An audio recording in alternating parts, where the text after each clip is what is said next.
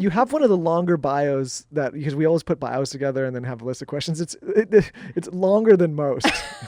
Yeah, this is It could probably be cut down a little bit. No, it's No. it's not a bad thing. It just means that we have a lot of directions to take this in. Yeah. First, I want to go back to the very beginning, childhood. I would love to know how you grow up, where you grew up. Give us the behind the scenes details there. Yeah. So I grew up in a town called Loveland, Colorado. It was as quaint as it sounds. I have two very involved parents, but from sort of different sides. So my mom her mantra was be kind, do the right thing. At the end of our day, we would she would come lay in bed with us and we would look at whether we were a good person, and my dad was like hard driving, excellence, like you excel in sports, you excel in school. There are no shortcuts. You're never a victim. And that's kind of how we grew up. And I have these two ridiculously talented little brothers who aren't so little anymore, but Are they single? I know some girls if they are. No. Or boys. No, unfortunately they're not. Oh, bummer. But Jeremy was number 1 in the world in mogul skiing at 18. Oh, wow. Yeah. And then he went on to win 3 world championships, compete in 2 Olympics. Both Olympics he went in as number 1 in the world. And then retired from skiing and went to the NFL and played for the Eagles and the Steelers. And so he was just this athletic phenom from the get-go, And then my middle brother is a total genius. He's a Harvard professor and a cardiothoracic surgeon at Massachusetts General. So I'm like, this is my dinner table. Geez, your parents want to adopt me for a bit? Maybe I'll turn out better. Oh, well, they did also raise a felon, so we can. Smart though. All smart kids, I gotta say. Yeah, thanks, girl. So, I was just like, who am I supposed to be in this world? And the first, I was like, well, I want to be a mogul skier too, because skiing was such a huge part of our life. And things were going well. We were competing, doing well. And then everything changed in my life. And I got diagnosed with very severe scoliosis. And I had to get this crazy surgery where they took bone out of my hip and fused the top 11 vertebrae together, basically rendering 90% of my spine, immovable. And then these 2 heavy titanium rods, and doctors were like, skiing's off the table for you, mogul skiing's off the table for you. And I was like, but I still want to do it, And it was this really cool moment where I realized that even though these experts and authority figures are telling you that you can't do something, you get to decide, kind of, So anyway, I went back to skiing and ended up making the U.S. ski team and,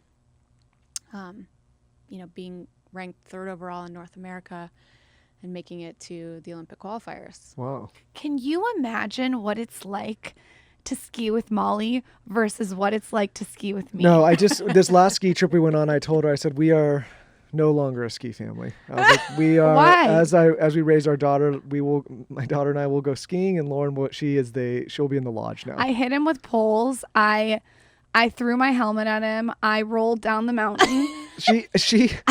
I wore a vintage pink ski outfit that probably isn't for skiing, but it looked cute. Well, listen, I grew up playing hockey and skiing. Not at the level that you and your no, brother not did, at the level of Molly, honey. Let's not be no. oh, I used to do ballet. But meaning I've done it. I can get down. I might not be able to go. But I can get down anything, right? And so I want to ski when I go skiing, and it's fun. And I always tell her if you know how to ski and you can have fun out there and get down, it's a whole different thing than when you can't. It's not a miserable experience for me. It's a great experience. If I told her you got to go in ski school or get a lesson or private, she doesn't want to do it. She just wants to go, and then she gets mad because. No, I just want to do. I like leisure. When I'm not working, I like leisure, and so I want to do a green. But I feel I get that. That's why you've now been relegated to the lodge. Okay. I'll drink at the lodge. That's fine. That's just as fun. Yeah. So. Okay, so go ahead. So you're 21 when this happens, and it says that you're ranked 3rd in North America, which you just said. Yep. What happens after that? So I make it to U.S. Nationals that year. It's an Olympic qualifying event. I am at the peak of my game, and I get on course and I ski down and I'm having a rip and run, And then I ski over this like little tiny piece of pine bough in the course. And it's such a freak occurrence. And it lodged itself in between my boot and bindings. My ski pre-release is in the air and I fall like super high, crash super hard. And it leads me to, make this decision to retire from skiing. And then I'm just like reeling because my whole life for 21 years, I think I know exactly who I am, who I'm going to be. And, I'm going to go to law school and I'm going to go to the Olympics and I'm going to follow these paths. And then I'm going to get, then I'm going to be like my brothers, right? Like then I will have arrived. I'll have a seat at that table. And, that effing stick in the course was like a major derailment event, more so than I think I even realized, So I decided I was going to take a year off because I was sitting in that classroom at the University of Colorado and I was just like, there were the mountains and my teammates were training and it was just, my heart was broken. So I go to LA just because for the like sole purpose of, man, I've been chasing winter my whole life. And I just want to be warm, I just like want 365 days of warmth and leisure, which is something that I had no idea about. Right. And so I go to LA and my parents don't support this decision. So there wasn't much leisure happening. So I had to get like 90 jobs, it's LA. And I got a job at this restaurant, this fine dining restaurant. And I totally lied that I had experience because I was from Loveland, Colorado. Like the Black Steer was the nicest restaurant. It wasn't like any fine dining. Sounds like my kind of place, honestly. It wasn't the Ivy. Me too. It wasn't the Ivy. Yeah. That's right. And so, I got fired really quickly from this job, but the guys that owned the restaurant were these like well-connected, wealthy, insane LA dudes. So they also had a real estate fund and they had all these things going on. And so they're like, yeah, you suck at waitressing, but you should come learn, about deals and real estate and finance. And so I started working for them. And then one day, one of them asked me to serve drinks at their poker game.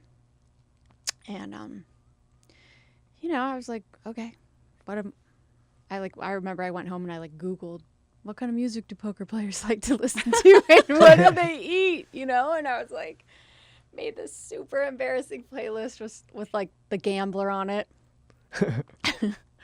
And went to Gelson's. Like the Waylon Jennings Gambler? No, Kenny Rogers. Oh, it's Kenny Rogers. Yeah, that's right. He was yeah, that's right. Yeah, but it was the song, anthem. like the song. Yeah, the okay, song. Okay. I had this like playlist with like The Gambler and Night Moves and all these, these like this curated selection that Google told me that gamblers like to listen to. And I went to Gelson's and got a cheese plate. Thought no big deal.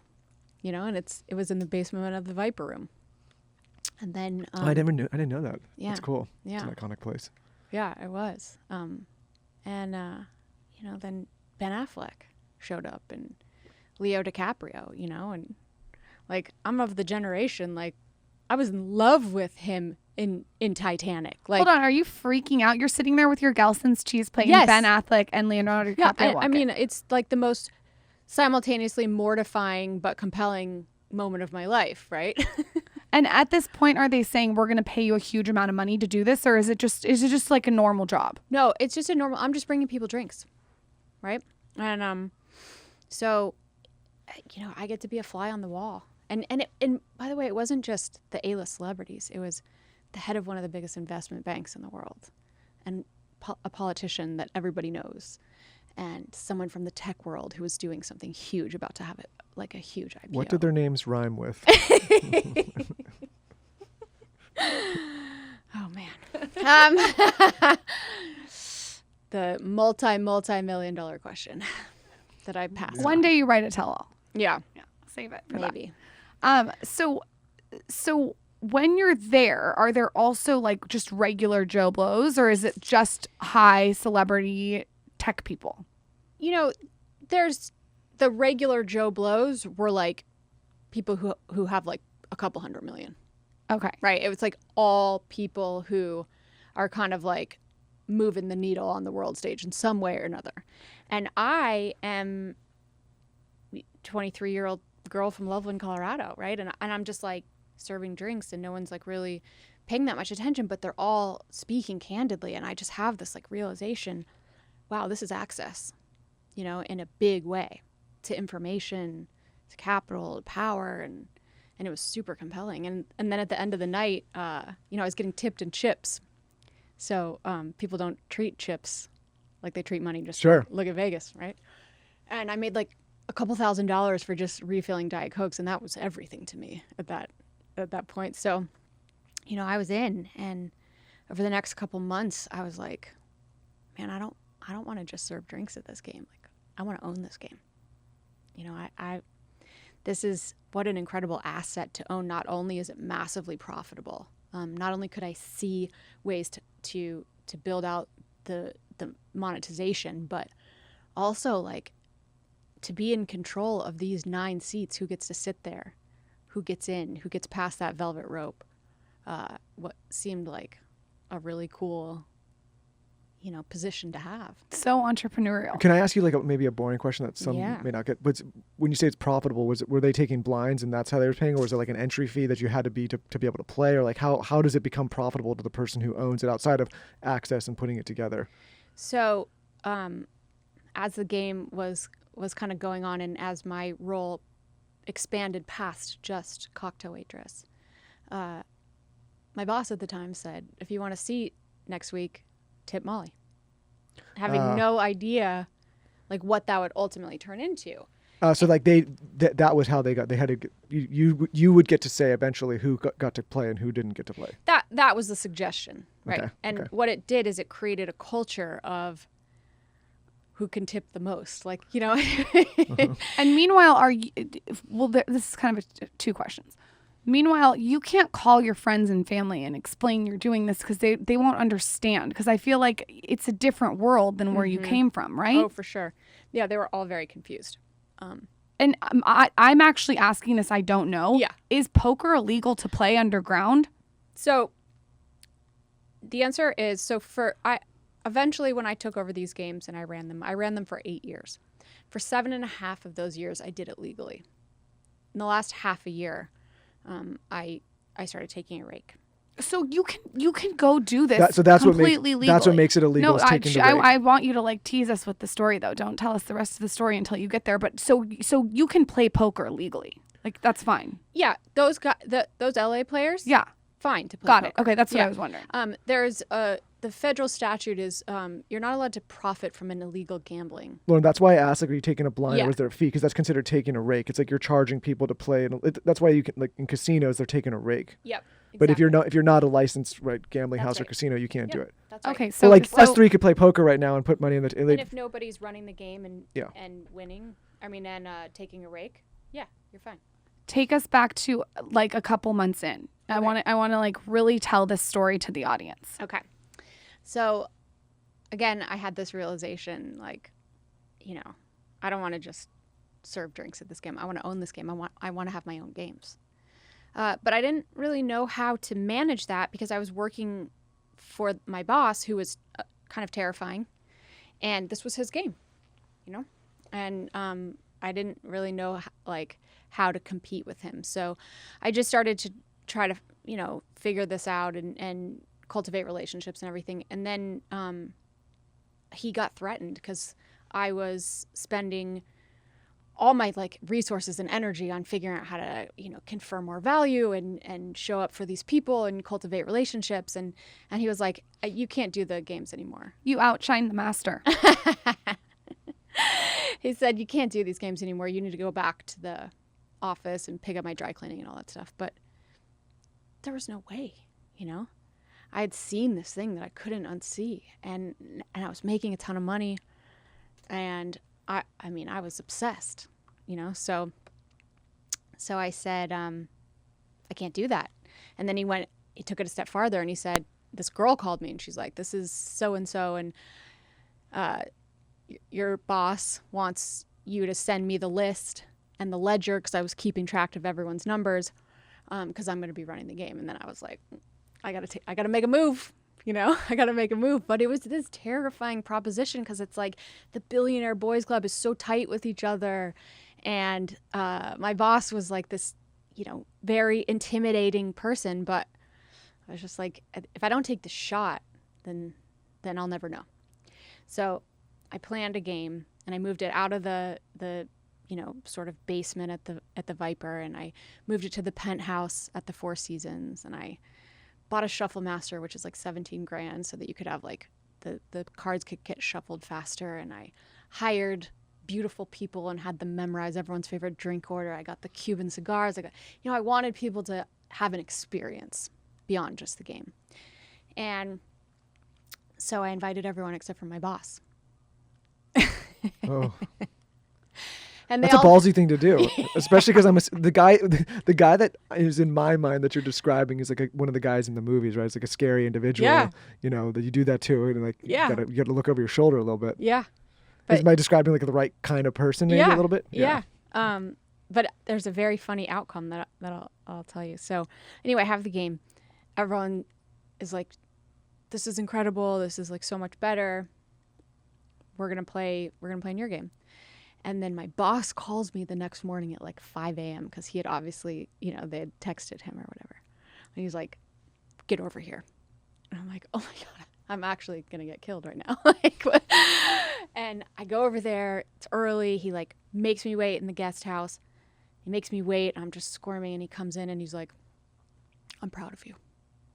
Because this whole time he was like, you're just this, like, you're so naive and you're never going to make it in the world. And, he would just like, because I was always like, you need to be a nicer person and just all this stuff. And so in that moment, he was like, you graduated kind of. And we became, we've been friends ever since.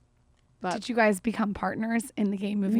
No, he was fine with you having your own. He's like, do your thing. I'm surprised he didn't want to sleep with you and get married to you. I think he thought about me as more like a little sister, like a protege. Okay. It was that type of vibe. I'm imagining Tony Soprano in my head. Yeah. So yeah. And, so, that was this like big moment of like, wow, like you can do the thing that is so scary. And maybe it works, maybe it doesn't, but like it was a rush to me. It was such a rush, and it was like this majorly empowering moment in my life that eventually I took too far. Eventually I became a little too much of a risk taker, or just it wasn't calculated enough. Anyway, so I start running these games. I'm making millions of dollars a year. I have like I'm learning about what stocks to invest in. I'm doing art deals. I'm middling, like all kinds of stuff. And all these like incredibly prolific people are playing in this game, and it becomes this brand, Molly's Game. And are you learning a lot of this just from the access you had and just what you're hearing? Like, are you? Yeah. So when you think about access, like you're getting to hear some of the smartest and most, successful people talk, and you're like, okay, they're doing that. It's like a masterclass in like, every sector you could imagine. Politics, business, entertainment, all that, yeah. I mean, even like when I was getting into art dealing, like I would have games with these like really incredible artists and like the top art dealers in town. It was, this poker game was like my Trojan horse. You could like infiltrate any subset of society. If I wanted to learn about movies, everyone wanted to play. And then you give them a couple drinks and you get them comfortable around the table. And I bet things are flowing. Yeah. I mean, it felt like a movie, in those days. It was crazy. And after the games, because I would always have them at the hotels because I liked the different levels of security that it provided. A lot of like underground games are in houses, and they're constantly getting held up. And, so I always felt good, even though it was a bit more money to pay for that every week. Like I always felt good that it sort of had those layers of security. Plus you had a built-in staff that you didn't really have to pay for. Held up though, meaning like people are coming actually robbing. Uh-huh. Yeah. Yeah. Yeah. I mean, this was at the time the biggest cash game in LA. So there was a lot of risk. What was the reaction from other women towards you? Like for instance, say a huge celebrity comes in. Let's use A-Rod, for example. Okay. This is just my made-up imagination. And he's married to J-Lo, let's just say. He comes in. Like, is J-Lo if she sees you, or maybe she doesn't see you, giving you attitude? Is she jealous? Is she texting? Is she calling? Like, what's the wives situation? Yeah. Or just so we don't all end up in the headlines, a J-Lo-esque type celebrity, a person on the same level as an A-Rod. I'm just making this up. J-Lo, please don't come at me, please. Yeah. Yeah, I've never met J-Lo. But there was actually a period where some of the wives did get threatened, and they would start coming to the games. With their magazines and this, and they would sit in the corner and kind of like... Yeah, with their fucking magazine and their manicured nail peripheraling you with like a knife in their pocket. Right, exactly. And like, they were sitting in the corner. But at the time, like... Don't mind me, here's just my Us Weekly. I'm just going to be over here. Yeah, exactly. But there was many of them, and that was what it was. I had a really serious boyfriend at the time. He was like... his family owned the Dodgers, so I was like, listen, I don't, You were good. I'm good. I mean, not if his family owned the Dodgers or not, but I was just saying, like, I wasn't husband shopping at this game. This was my business. And were they trying to hit on you all the time, or did they just have so much respect for what you built? It's interesting. In the beginning, when I was a cocktail waitress for the game, it was like, oh, you're so cute. I want to take you out. But then when it became my game and I was like collecting the money, they were like, I'm not going to pay you. It was like, I was like, oh, so like the purses, the dinner's off the table. We're not rolling like that anymore. And let me ask you this. In this boys club, is there like, do they want like strippers and hookers and all this stuff? Or is this strictly the boys are playing poker, having a couple drinks, that's it? So I really wanted to keep this brand elevated. I wanted, there were definitely people that sort of made those requests on the side. I got some really good advice early on. Just keep it about poker. Smart. Make it a classy game. This is your brand. It's high end. Keep the drugs and any kind of, sex out of it. So, I was trying not to break the law when you're breaking the law, which I wasn't breaking the law, but I sure was skating a thin line, right?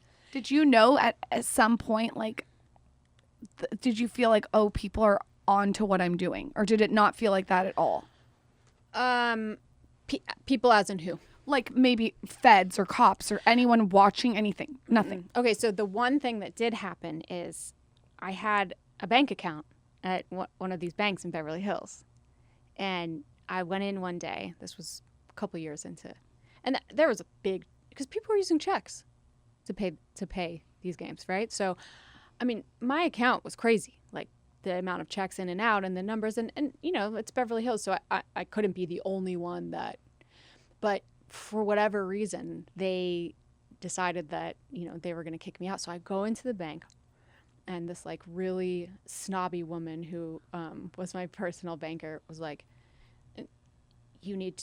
we're closing your account. We don't want your kind of business, and you need to go down and get what's the contents of your safety deposit box, and like, here's a check for your bank account balance. And it was a really frightening moment. I kind of felt like there was going to be like some feds to apprehend me or something, because I like had a ton of cash in that safety deposit box too.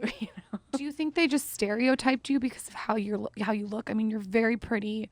Like, you come in as a young girl, you have all this money. I bet you if you were some old guy with balls down to your knees, they wouldn't have said anything. I did feel that way. I did feel that way because you're telling me that like this bank doesn't have a bunch of like men that have a lot of deposits in and out, right? It was, I don't know. So you're doing it years and years and years. Are you like loving it and wanting to do this for the rest of your life? So I had this plan, right? Get in, make millions of dollars, as and then create this network, and then parlay it into something that's scalable, that is sustainable, and that has legs. But I got caught up, I mean, like, you could see why. Like, how do you go from that experience to them like, all right, well, now I might go into like stock trading, right, or I'm going to go like, like that's such a fast paced 9 to 5. Right? You can see why people, when they get in like something fast paced like that, would be like, hey, I'm just going to, like, it's exciting, right? And to all of a sudden have this power, it's almost the power that's more addicting, especially as For a sure. woman, to come into that boys club. I can totally see. Yeah. Well, because you probably got to a point where like you were comfortable financially, right? Yeah. You could buy what you wanted to buy, do what you Right. want to do. So like at that sure. point, it's like you're not just like, okay, now I'm going to go do something to make even more, because it's not the money at that No. point that's exciting. It was the power. It was the danger. It was the excitement. It was that something was always new, and it was mine. Mm-hmm. You know. Yeah. So things are going. I start to run into an issue. One of the players in the game, one of the most famous players in the game, celebrity actor, has this strange obsession with winning. And listen, everyone who's sitting at a poker table likes to win. This was almost pathological. Like, he's out there doing these huge movies, and all he wants to talk about is poker. And he's so involved in the process of, like, who's going to be at the game next week, and I need to make sure that I'm going to win, and, you know, saying things like, I don't, you know, I like to crush souls. and like playing so dirty at the table, and, you know, just it was pathological. Like dirty at the table, like what? Not cheating, but like, you know, just berating people, or Just like looking at someone in the face and saying, like, I swear on my mom's life, like, may she die tomorrow that I have you beat. And then the person would lay down the hand, and then he would show the bluff. Just stuff like that. Okay. There were rumors that he was colluding with one of the other players. So I started having those conversations. And then he became obsessed with the fact that I was making so much money.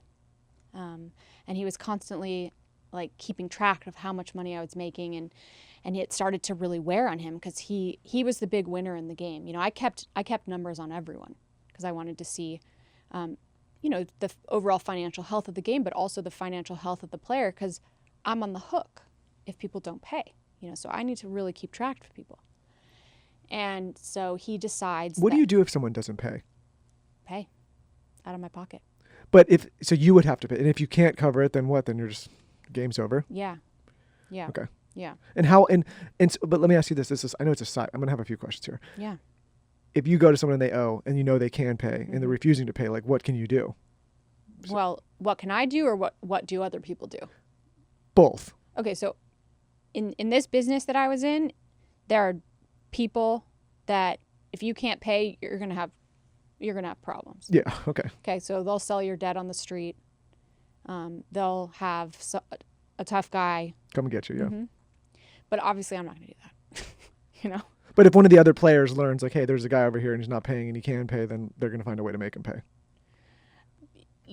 Most other game runners would. The great thing about my game is that it was social suicide not to pay. Right. You know? If you didn't pay, you're not invited back to the club. And also, And your everybody knows. reputation is Yeah, yeah. destroyed. I mean, Okay. everybody wanted to do business with the people that were playing in this game. So that more than anything was what kept. And also, I had to do my job well, because how many people are there in LA that drive a Lambo but have no cash? Right. You know, so it's like you had to be a bit of a detective and vet people, and I found ways to do that. I had, like, employees at banks that I paid off to give me information, and private investigators, and, you know. That's a lot of work what you were doing. This is a lot of work. This is not like you just don't roll out of bed and, like, go dress up and play But the I game. imagine a lot of this too is word of mouth and private invites, like people, you know, That's going to all, their friend. yeah. Yeah. And so, like, Yeah. you're not like some randoms, not just walking in the street and be like, No hey, way. like there has to be some kind of There's a warm process. introduction. Okay, Yeah. you were telling us the Sorry. story, and Michael had Well, a I just, side question. this I know is- you have your this side is fascinating to me. Yeah. So, anyway, this player says to me, I don't like how much money you're making. You know, and this is my business.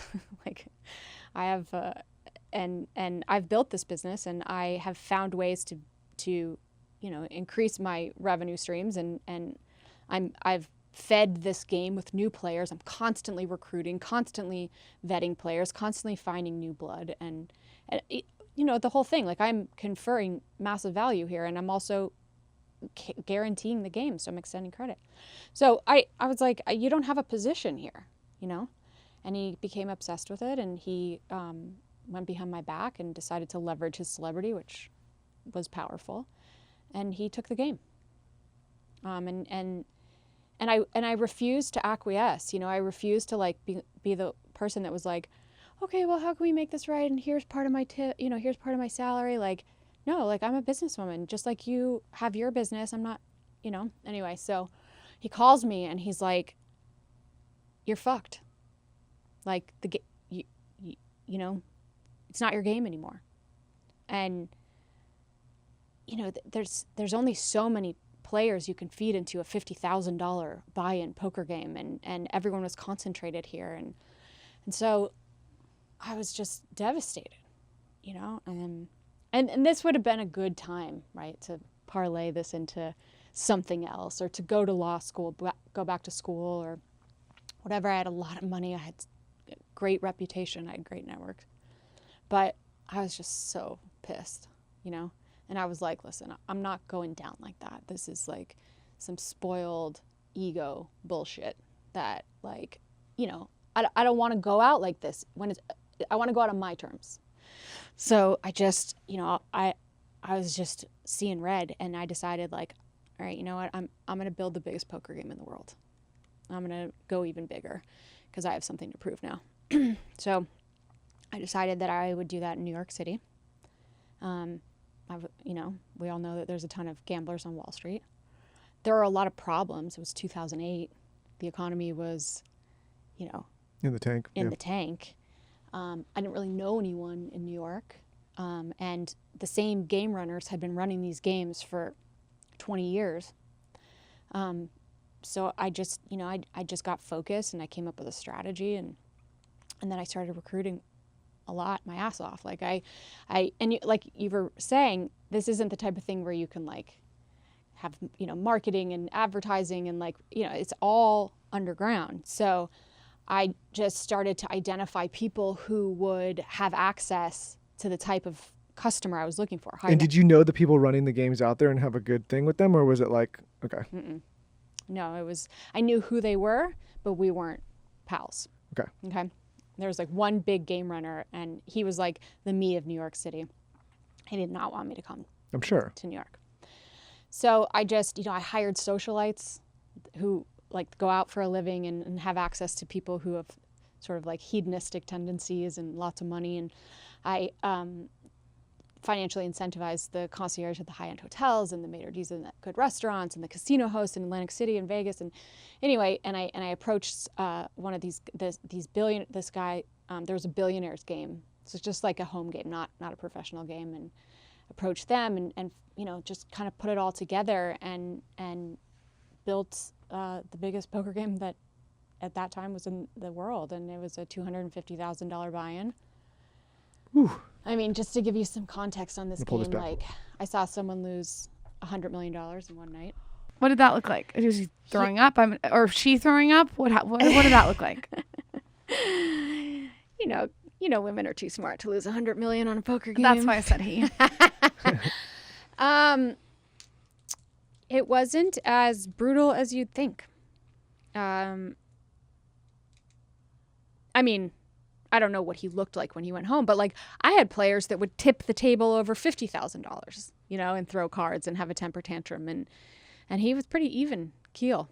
And well, you assume if you have that type of money to gamble, it's probably not your whole net worth. Yeah, and he, even though that's just an insane number, he's calculated.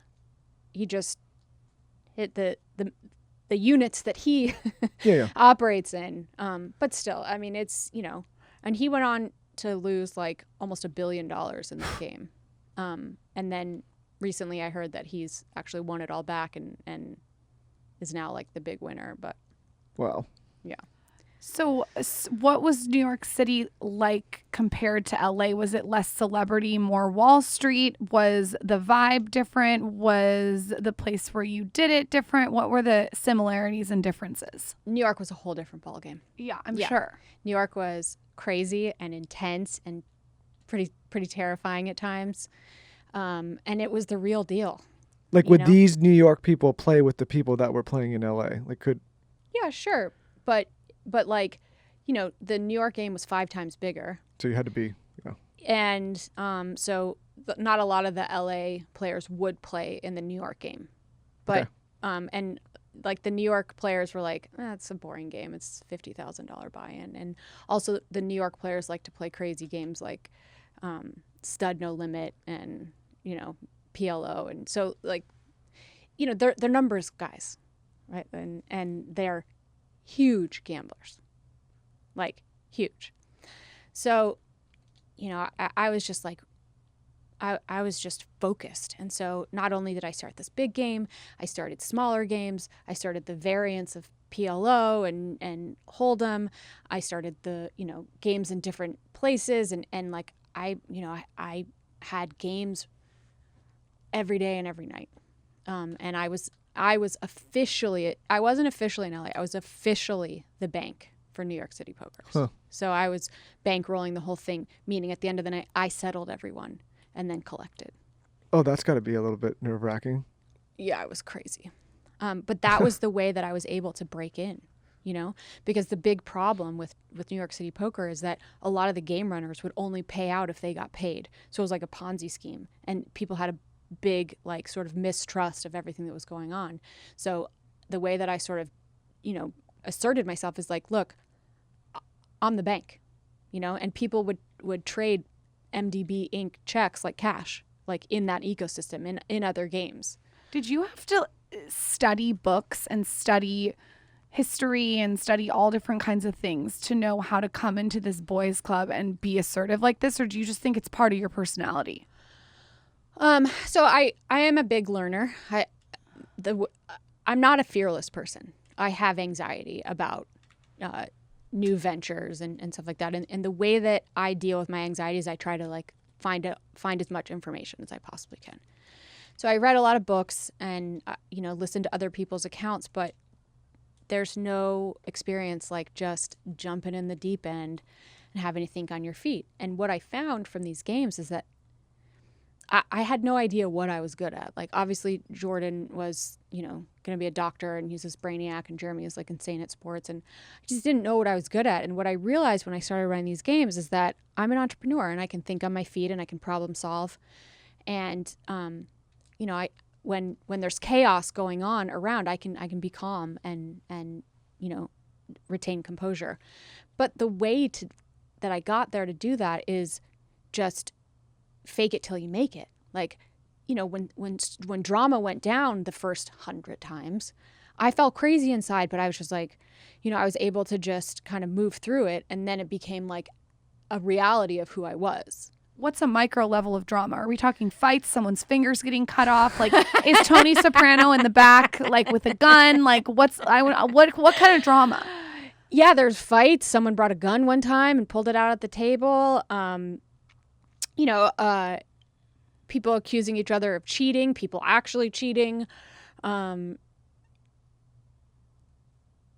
wouldn't cheat in one of those games. I don't think that's the move. Yeah. Cheating doesn't sound like the move. No, cheating's not the move. Because it just, you get kicked out. Yeah. No one respects you. Yeah. You're a cheat. Like, bye. And maybe worse. Yeah. Yeah. But, there were so many, like, con men and professional gamblers and magicians and all these people that wanted to get into this game. That's what I was going to ask you. Like, obviously there's the actual poker pros. Do those guys come around and try to get in? Are they allowed to get in? Do the people want to even play with them? Is that like a challenge, or they like keep them out? So they only wanted to play with one pro one time, and that was Phil Ivey.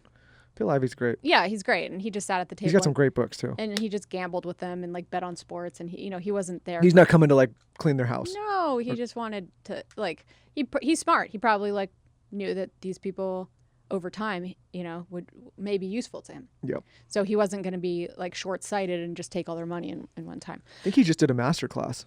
Did maybe, he? Maybe. Should. He's super sharp. Molly should do a master class.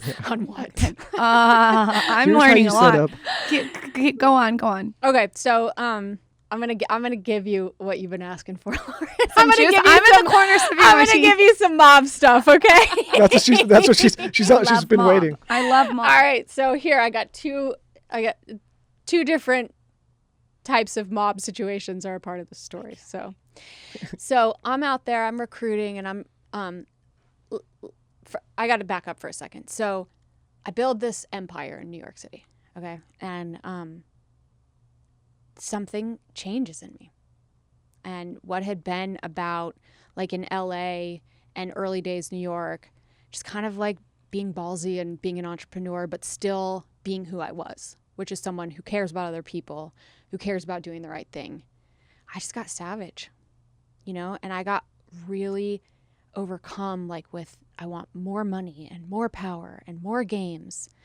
And I always had all this money on the street, and I started like taking like pills to stay up, you know, for the like games that lasted 2-3 days, and drinking a lot, like, but not like out with my friends, like drinking alone, you know, just to deal with the massive amount of stress and loneliness and all that stuff. And I stopped like talking to my family because they weren't into it, you know? I mean, it was one thing in LA when I was like, you know, I like bought a Bentley at 25, and like my brothers would come out and hang out with like all my pretty girlfriends. But like New York was something different, you know? And my dad, to his credit, was writing me handwritten letters every year saying like, this isn't sustainable. This is going to crash. You need to do something else. You know, like all this stuff. And I didn't want to hear it anymore. Like, you know, in my mind, I felt like somebody, and that was a huge drug for me, you know?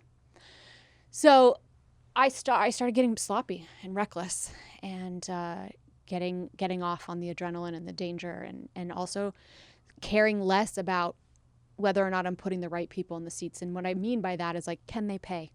Is this going to ruin their life? Are they just a blatant addict? You know, are they a good person? Do I know their background? And I just started putting people in seats to make money. And I had recruited these Russian guys from Brighton Beach. Now, I had them checked out, okay? But there was something a little off. Their stories checked out. They were very sophisticated. They meshed well with the other players, but there was something off.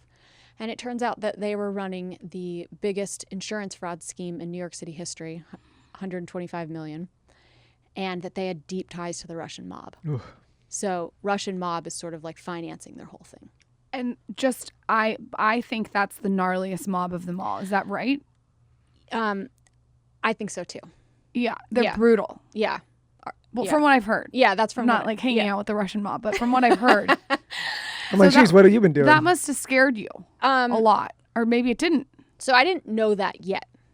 But what the result of that is that they are always talking. So the feds were listening to them. The feds were onto them. They had wiretaps and all that stuff. And so all of a sudden, these players these guys are always talking about this game, this $100 million game, Molly's game, you know. And so like this creates a real interest with the feds. So that's going on, and they're looking at my games. Then in LA, something happens. Okay, so there is this guy that came to the LA games, and his name was Brad, and we called him Bad Brad because he literally couldn't win a hand of poker. He would come, and he would splash all this money, and he would lose all this money. He would never win. And I even pulled him aside one time, and I was like, Brad, This ain't for you. yeah, same for you, right? Like, you're great for business, but this is Is this Brad Pitt? no. Oh. You never know with the people you named. How dare you think How that? could Brad be bad at something? I Yeah. know. How dare you, Lauren? So, but he said, please don't take this away from me. I don't have a lot of friends, and I love the guys. And so, and he's playing, and he's the worst poker player I've ever seen. Like, but he starts talking about his hedge fund at the table, and everyone, and his incredible returns, and everyone's like, oh, Bad Brad's a savant at trading oil futures, right? So they all start to invest in his fund, even though this dude cannot understand like that a straight beats like, you know, like he doesn't know that He doesn't know how to play the game. he doesn't know how to play the game. Anyway, so they all invest with him. Turns out he was running a huge Ponzi scheme. Oh, And what he was doing is he was coming to the table, and he was losing a couple $1 million a year, but raising $30-40 million taking it on that side. for his Ponzi scheme hedge fund, right? So he gets arrested. He starts talking and saying like, well, it all started to go bad when I started playing in this poker game and became a gambling addict, which was not the truth. Like, he had been doing what he was doing for a long time. Anyway, so then we all got sued for the money that he lost in the game, and we all had to pay that back. But it's in the tabloids now. Okay. So someone leaked the deposition to Star Magazine. Now the tabloids are covering this. So this secret game is now on the radar in LA. Now the feds are tracking it because of the Russians. And the next thing that happened is the Italian mob came on the scene. So I had this driver, and he doubled as a security guard. You know, when I was delivering or collecting large sums of cash, I had to bring someone with me that was strapped, right? And I trusted this guy. He'd worked for me for 4 years. And he said to me one day, like, look, I also drive these guys from New Jersey. They're hedge fund guys, and they really want to play in your game. I was like, okay, have them meet me at the Four Seasons bar, you know? And they walked in, and it was real clear who they were. Yeah. Who they were.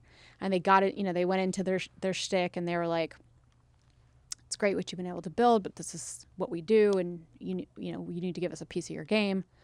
And I was like, look, I can't go into business with you. You know, there will be no game if I do that. So, thanks, but no thanks. And they kind of were like, what? And then they kept calling me and approaching me or trying to get another meeting or whatever. And I was just like totally ghosting them. And then they sent someone to my house.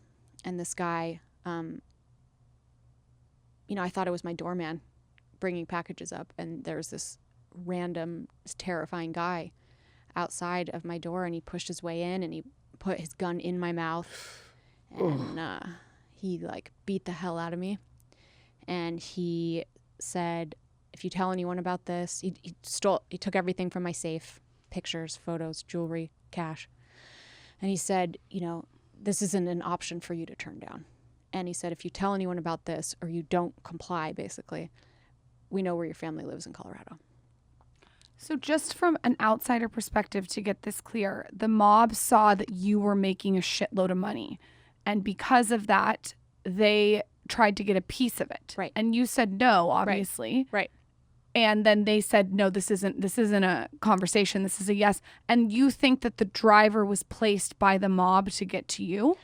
I don't think he was placed, but I'd known him for 4 years, but somehow they had an in with him. I don't know if he was doing shady stuff on the side. Like, I don't know how, but he was the one that fed me to them. It's why I asked you in the beginning when we talked about New York, if you knew who was running the games with her, because I figured like somebody has the keys to that castle over there, right? Totally. Yeah. Yep. So what did you do after that? So I didn't know what to do. It was terrifying, dark. Now I realize like my family's potentially in danger, and I can't tell anyone, you know, because this guy who just put his gun in my mouth told me that if I tell anyone, he's going to hurt my family. And so I don't tell a soul, and I'm just in my apartment. Like, my face is like really bruised, and my ribs are broken. I mean, I'm just like sitting, like waiting in my apartment, waiting for their call. And I have no idea what I'm going to say to them. You know, like what, I don't have a strategy for this.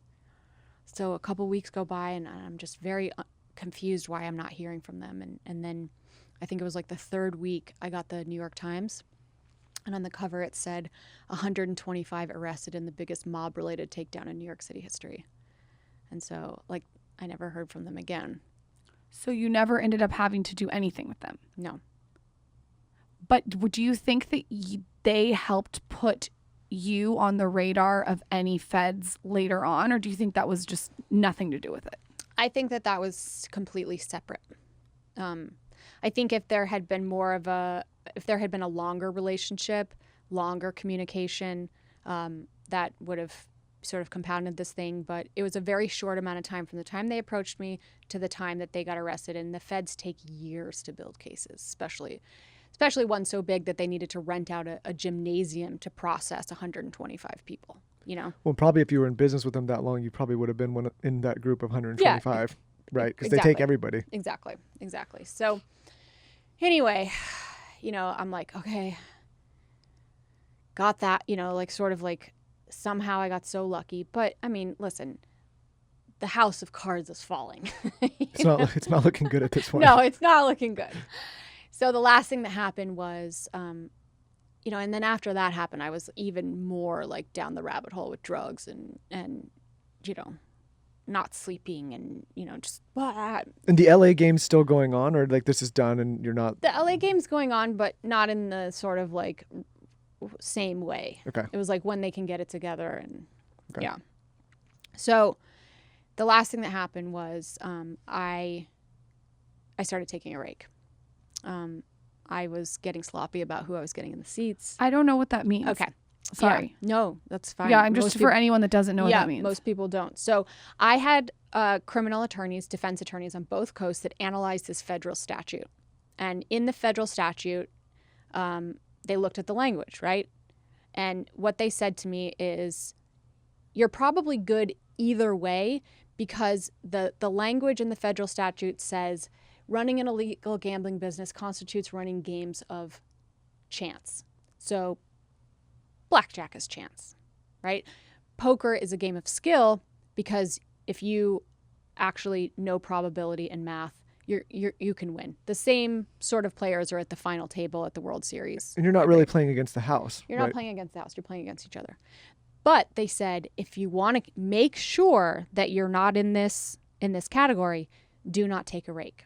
Do not take a percentage of each pot like Vegas does. So if you go to Vegas and you play poker, every time there's a hand, the dealer's going to take some chips out as a vig for the house. It's what I was saying, like, is it a blind, Lauren? How does the dealer know how much money they're allowed to take? It's like formulaic. So you have to put, like, it goes around the table and each person has to put in, like. So you started taking a rake like a casino would. Mm-hmm. You're just not allowed to do it at a private game. Right. Okay. And the reason that I did it is because I was starting to get stiffed a lot and I needed to cover my downside. Now, at the same time this happens, that federal statute in which poker is always thrown out, okay? Something different happens. There was a case where a prosecutor tried to throw a poker game runner into this offense. The defense made their case. Poker's a game of skill. The government challenged it, and it got upheld as precedent. So, long story short, now the laws around poker are different, okay?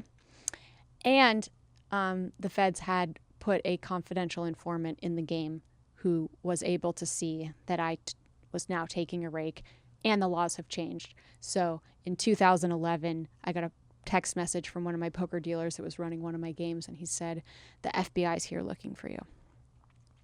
And in that moment, I knew it was over.